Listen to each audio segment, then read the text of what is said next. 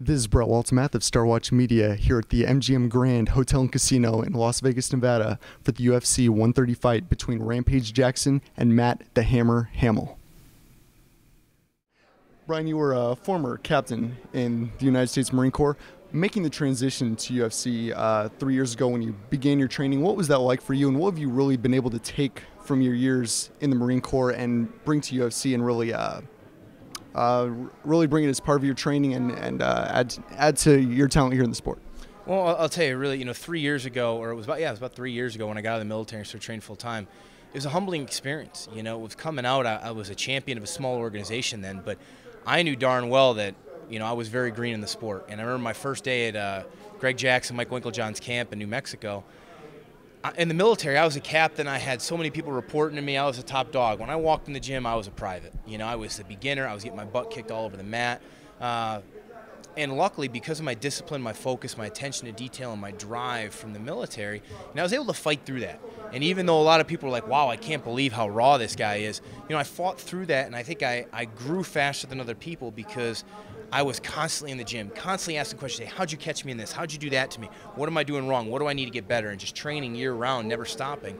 And I think now what we're seeing is, my skills are catching up to my athletic ability, and now I can fight any middleweight in the world, and it'll be very competitive.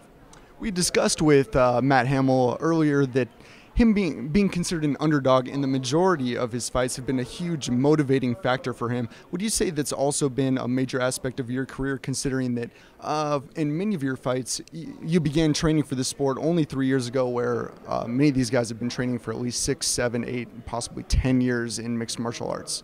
Oh, I'd be lying if I told you it didn't motivate me. I mean, I still have people that doubt me, still think I'm one-dimensional. I don't know how they could fathom I fight and train for the UFC and I don't work my ground game, but that's a huge motivating factor for me. Anytime anybody told me in my life that I can't do something or that I don't belong, that's going to motivate you. And you need that. When that goes away, you're not hungry anymore as far as I'm concerned. So, I love the fact that that is in my life and that those doubters are out there and that I am an underdog. Maybe, I don't know if the odds are even or whatnot, but most people are picking me to lose Jorge Santiago, and I love it. You've expressed a lot of interest and a lot of excitement about fighting Santiago this coming Saturday. As part of that, because he is kind of a dual threat, both with his stand-up and with his grappling ability, and just always being known for being in peak condition. Are you excited about that matchup? Oh, absolutely. I mean, he's a world champion. For the hardcore fans, everybody knows who Santiago is, and he has a lot of respect. You look at the rankings, and last 2 years, he's right there in the top 10, as high as number 5, number 6 in most people's rankings. And he's a guy that if you want to fight for a title, you got to beat a guy like him. He's ranked higher than the Michael Bispings and people like him who have done a lot in the UFC. So for me to get this fight, and go out there and perform solidifies my position as being a guy who's no longer just fighting up-and-comers in the UFC, but I want to fight the contenders. I want to be a contender. I want to fight for the title.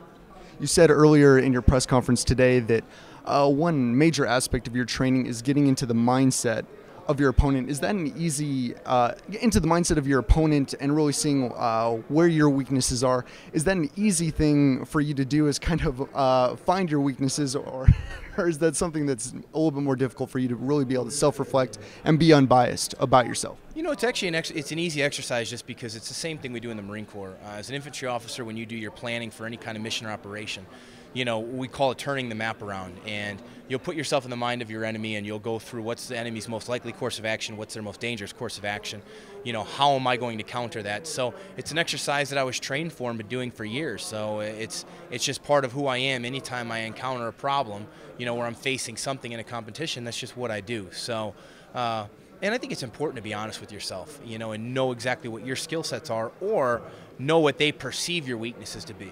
A lot of people underestimate me in some areas, and this fight may be the fight that I get to showcase some of those skills. Your enemy come Saturday is Jorge Santiago. What is his most likely course of action on Saturday against you? He's going to come out. I think he's going to feel me up, feel me out in the feet a little bit, and then he's going to try and either press me against the cage and get me down, or get me into the clinch and use some of his judo and some of his throws, get me to the mat, control me there, and then try and go for submissions and do damage. And I think it's going to be a rinse and repeat for 3 rounds until he can finally try and catch me in a submission. You win this fight, it starts really getting interesting, and there will really start being some talk about, possibly being 1-2 fights away from title contention. You win this fight come Saturday, who do you want to fight next? I don't know. I haven't given any thought to it. I mean, really, last time I requested a fight, and I think it was in the locker room after the fight that I thought about it. So, after this fight, I'll take a look at it and I'll think about it. Right now, I mean, I have to devote 100% of my attention on George and not think of anything afterwards, because if I lose my focus just a little bit, you can lose to a guy as good as George. I know if I can go in there and perform at 100% of my potential, that this is a very winnable fight for me. So I have to keep my mind on George for the whole week until that fight is completely over and the last bell sounds. Yesterday, you were in support of the boot campaign for the Lone Star Foundation. Can you please discuss what the boot campaign is and a little bit about the foundation?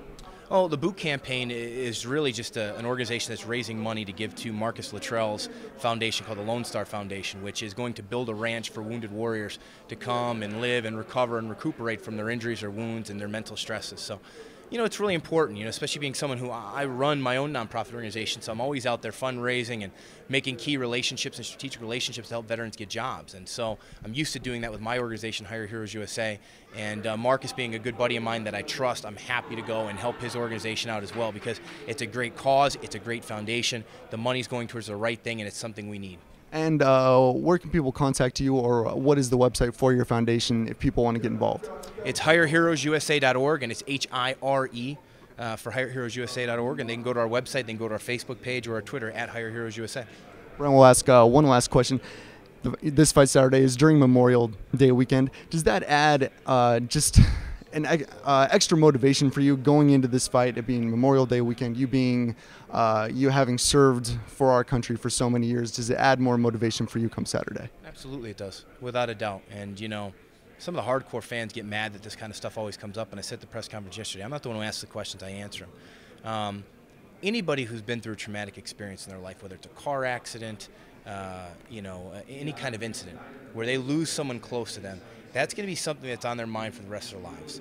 I have an opportunity where I can memorialize the people that I serve with who are my heroes, and I have to live my life a certain way because I have friends that didn't make it, that didn't get the opportunity to do things that I do. So, this sport is a vehicle for me to do that, and come Memorial Day, there's nothing I'm going to want to do more than get locked inside that cage with Jorge Santiago, and he's going to have to really bring it, to finish me in this fight, because I'm going to come and come and come. There's going to be no quitting me.